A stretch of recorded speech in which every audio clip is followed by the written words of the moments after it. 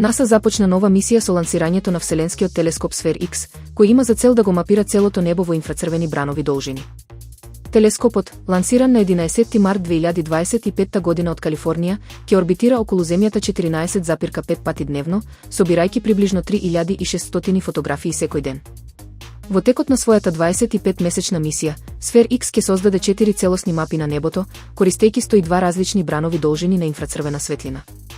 Овие мапи ќе овозможат истражување на повеќе од 450 милиони галаксии и над 100 милиони ѕвезди во Млечниот пат. Една од главните цели на мисијата е да се проучи космичката инфлација, брзото проширување на универзумот непосредно по големата експлозија. Со анализа на распределбата на галаксиите, научниците се надеваат дека ќе добијат нови сознанија за физиката зад овој феномен.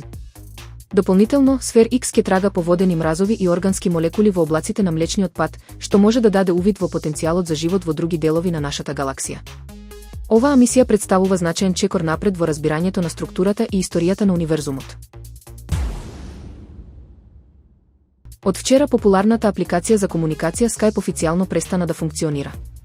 Програмата, која беше пионер во комуникацијата преку интернет со аудио и видео повици, повеќе нема да биде поддржувана од Microsoft. Skype беше основан во 2003 година од Никлас Зенструм и Јанус Фрис во Естонија, нудејќи бесплатни повици меѓу компјутери и ниски цени за повици кон телефони. Брзо стана глобален феномен, внесувајќи револуција во дигиталната комуникација. Во следните години апликацијата се надгради со видео повици, инстант пораки, споделување датотеки и групна комуникација. До 2005 година, корисничката база порасна на 50 милиони луѓе, што предизвика интерес од компанијата eBay, која го купи Skype за $2,6 милиарди. Сепак, инвестицијата не ги оправда очекувањата, пошто eBay го продаде мнозинскиот удел на други инвеститори. Во 2011 година, Microsoft го купи Skype, но со развојот на нови платформи како Microsoft Teams, апликацијата полека го загуби своето значење.